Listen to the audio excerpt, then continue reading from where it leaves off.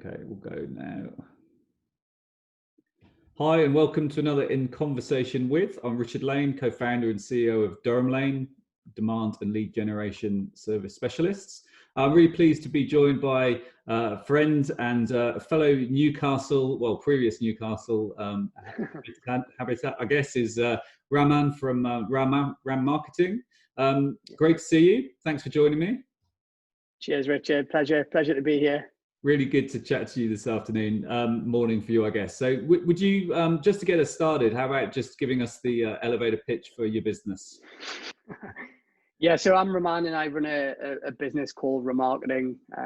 We're effectively a full service content, digital and design agency that specializes in life sciences. So we have an entire client portfolio which spans drug development from early phase drug discovery to kind of late stage manufacturing, and our clients are in the US, where I'm based, over in Europe and across Asia as well. Excellent, thank you for that. So, you know, as I said, we have a Newcastle link. So you've fairly recently moved out to the US. I'm recording these sessions with friends and business associates, and just really the point behind this is a totally open conversation about life in lockdown, things that are happening in our businesses that either would or are unexpected, and you know what we see the future perhaps looking like. So how's business for you guys? So I think first, I think we could probably chat all day about the lockdown situation. I mean, we both have kids in the house as well, so that brings its own challenges at a personal level. At a business level, I suspect we are one of the few exceptions,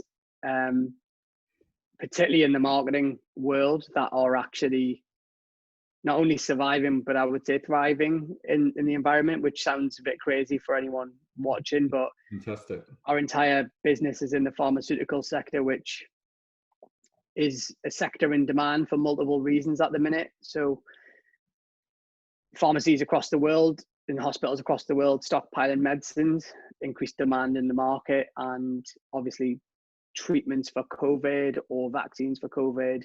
We have clients involved in the supply chain of drug manufacturing across the world and drug development. So as such, the sector that we operate in is not hugely affected. There are elements like, say, for example, clinical trials have slowed down, which has impacted our clients, and so it's impacted us. Yeah.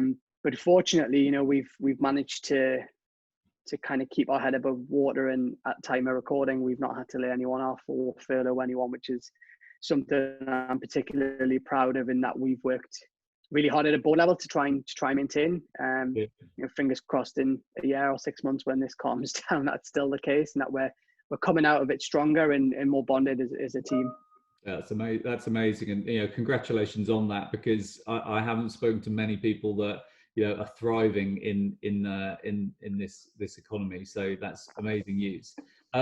We were talking earlier, and I think one thing that it would be, because I should tell everyone listening that you're a very humble guy, right? So you said how lucky we are, which is great. You're being sarcastic. No, I'm not. I'm being totally true, because you are, at least you are with me anyway. So I don't know. Maybe my you're wife not would be laughing. time. My wife would be laughing. Yeah.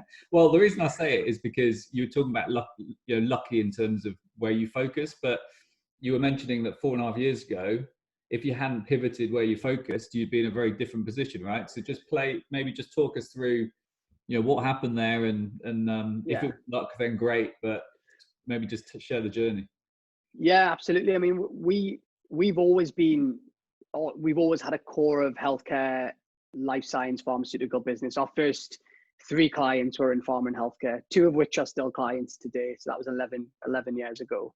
And we then, as we grew as a business, we kind of brought in new expertise, and were able to broaden our sector offering. So we did retail, leisure. We launched a TV channel. We did all kinds of cool stuff. We worked with car brands, and then it got to around 2015, 16, and we were almost winning business as quick we were losing business as quick as we were winning business. Right. And then we did an analysis of all of our clients and recognized actually where we were really, I don't know if you've ever seen like a matrix where you do kind of high maintenance, low maintenance, low profit, high profit clients. So we did this matrix. I remember like taking an afternoon off work, which is a big deal at the time, to try and like work out what was going wrong. And I analyzed and put them into boxes. And actually what I realized is 15 of the 17 clients that were high profit, low maintenance were life science, pharmaceutical related clients. And I was just like, what are we doing? Like we need to just focus on this sector. And interestingly enough, I had a conversation in Paris a year before that with one of my competitors who had actually advised and said, you should just stick to this sector. It's a big enough sector that can accommodate. He probably regrets that now, maybe. But, you know, and there was, you know, there's not much strategy I've probably done in my business, but that was actually a strategic decision based on data, which is not very me, to be honest with you. And actually that decision was the thing that accelerated the growth of the business, you know, from a relatively small northeast agency with a couple of clients elsewhere in the world to, you know, we have 2 offices in the UK and 1 in the US now, and I think 80% of our business is outside the UK now, so we are very much export business. And all pharmaceutical based as well, which is pretty much exactly where we wanted to be. It was a tough decision at the time because we had to shed. We didn't say no to existing clients, but we had to be, because we obviously changed all our communications and our own marketing, and that led to some difficult decisions around, you know, we're not going to be, you know, the agency for you guys going forward because we're not going to specialize in your space. Yeah, and you know, I guess, you know, and have you still got that one pager, by the way? Of what the one page of analysis. You should have that in a frame. I've got it somewhere. Yeah. I should. Yeah. When I'm rich and famous, eventually I should put it up when on these speaking events. But just going back to your previous, I didn't actually answer the specifics around if we'd, you know, I think in 2016 or 15, 50% of our business was in retail and leisure. So I think if you fast forward 5 years and we were in that position now, it would have been, you know, we would have been nowhere near as fortunate as we are, you know, today. Very different story. And I guess that was the point. And it's really interesting, isn't it? Because, you know, I think we all quite flippantly say, you know, we're lucky. But I always believe you make your own luck. And that's a great example where you took some time out, you looked at it. It was probably obvious to people. You looked at it, you saw it, and then you made the difficult choices and made the change. And yeah, you are where you are now. So that's a really cool story to be sharing. You're over in Boston. How long have you been there now? 6 months, 9 months? No, it's over a year now. So it's about 15. Is it? Yeah, it's 15, 16 months since we moved as a family. Yeah. Wow. It's been fun.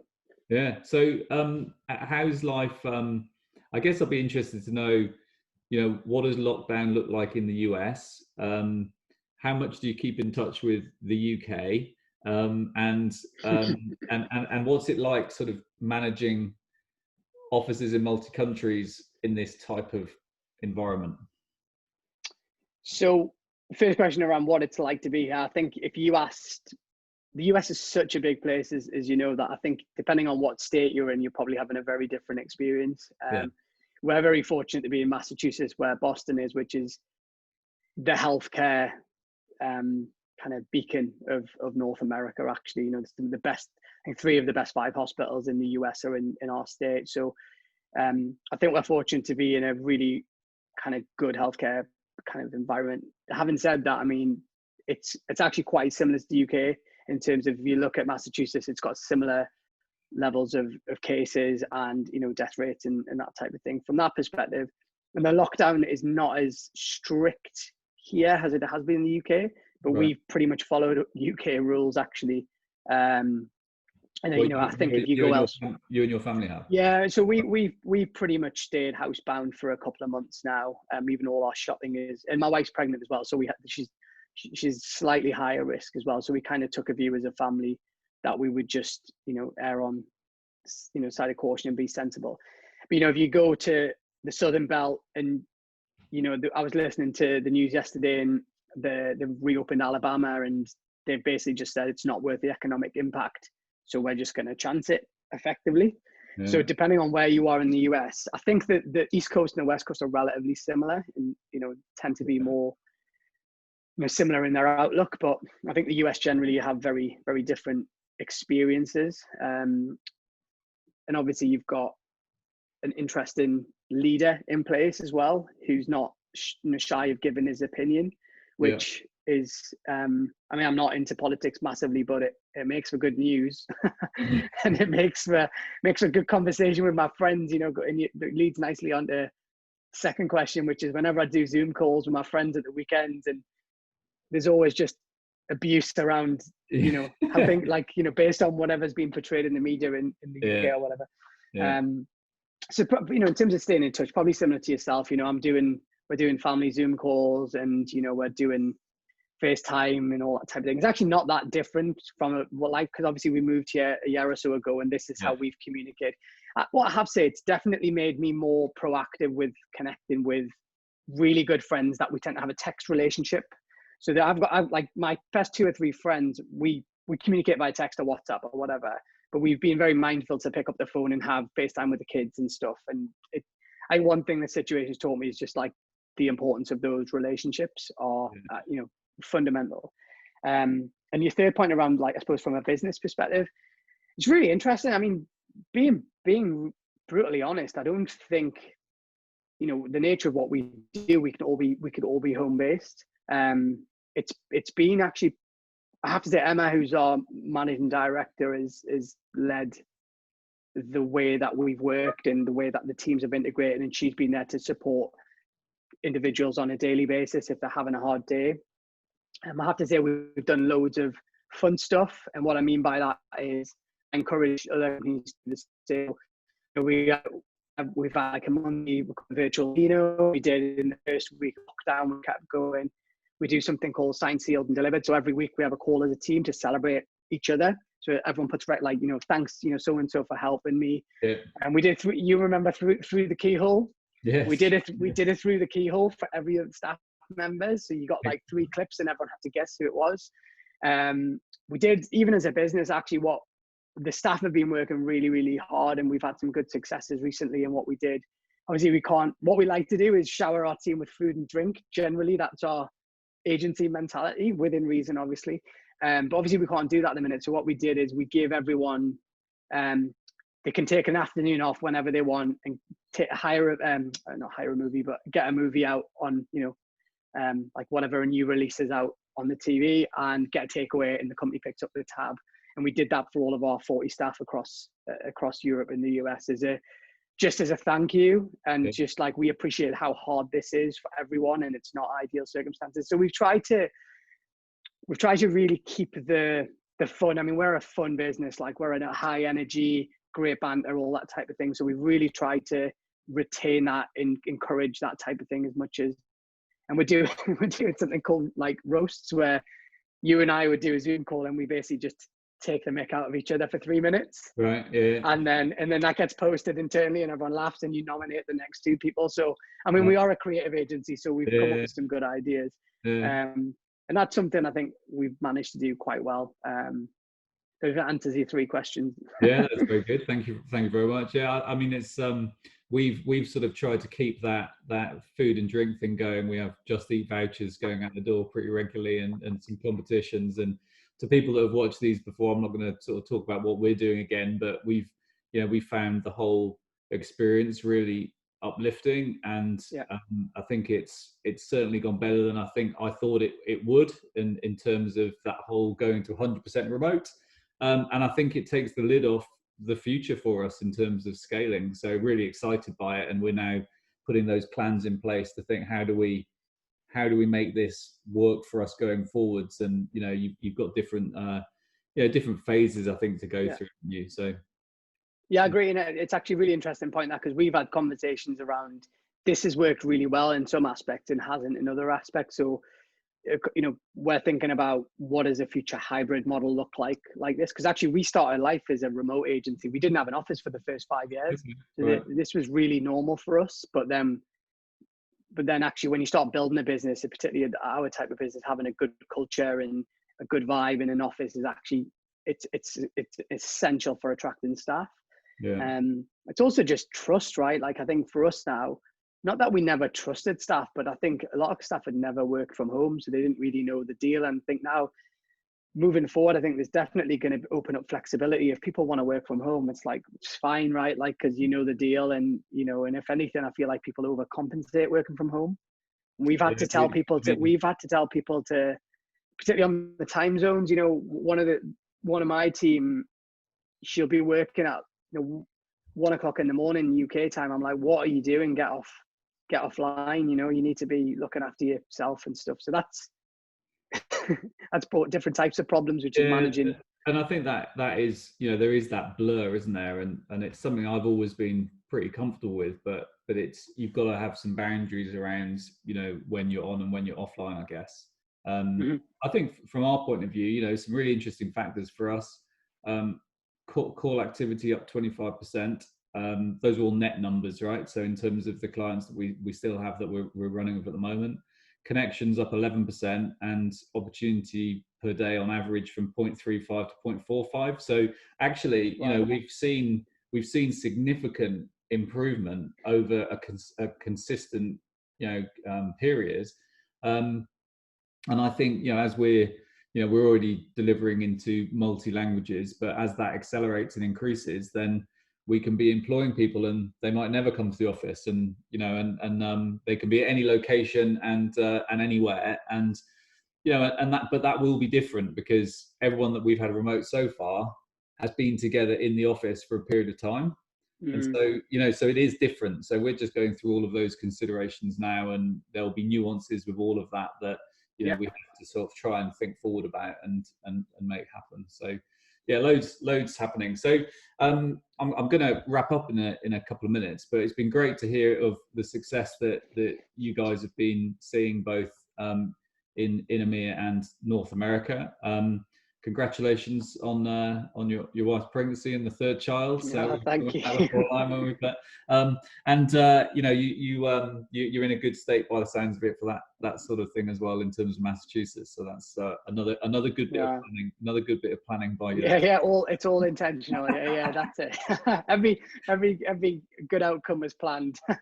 So look, I think you've said some really interesting pieces there in terms of in terms of your business focus and how that's paid off for you. So that's great news. I think in terms of some of the stuff you're doing internally, then hopefully people listening can think about some of those and can try and implement some of those to try and keep work fun. We talk about profitable enjoyment. So, it's important to enjoy what we do. You've got to, we need to make money doing it, but we need to be having a good time. So all of those things that are key. Do you want to are you happy to tell people your email address in case anyone wants to get in touch with you? Yeah, sure. Just before I do that, I think the one piece of advice I've really got for people that I'm certainly benefiting from is time. So I travel a lot with work, and so I think I probably get half a day to a day a week that I would normally be on an aeroplane, on a train, or whatever. And I think I'm a big believer in taking your mind forward in time and looking back to work out what decisions you should have made and what decisions you should make. And so for me, I think in 6 months, a year's time, people are going to look back, particularly those who are not working, and be like, oh my God, I should have used that time much more effectively. And my piece of advice, a bit like you're doing with this, like, we're about to launch our podcast, like it's pharmaceutical specific, which has been on the list as an important non-urgent project for ages. And within the last 2.5 months, it's gone from conception to reality, and it's launched, website's been done, et cetera, et cetera. And I'm just using that as an example of we've been able to dedicate time to that key project to really get it done. So I would encourage people listening to or watching to do the same. Other than that, if you look on LinkedIn, it's Raman Sehgal UK, Raman Sehgal US. I think they both work for me, or Raman at ramarketingpr.com. I don't know if you can add links and stuff or not, but this is a lo-fi production, but I'll see what we can do. So there's not many. So Raman is Raman, Sehgal is Sehgal. If you look on LinkedIn, you'll find me. Feel free to send me a message if you need any help. If I go click here, then we'll see what we can do. That's it. Anyway, That's a good use of time for you to work out how to do absolutely, that. absolutely. Look, really appreciate you talking with us, and thanks everyone for listening. Hope you found it informative, and we'll be back shortly with another In Conversation With. Thank you very much.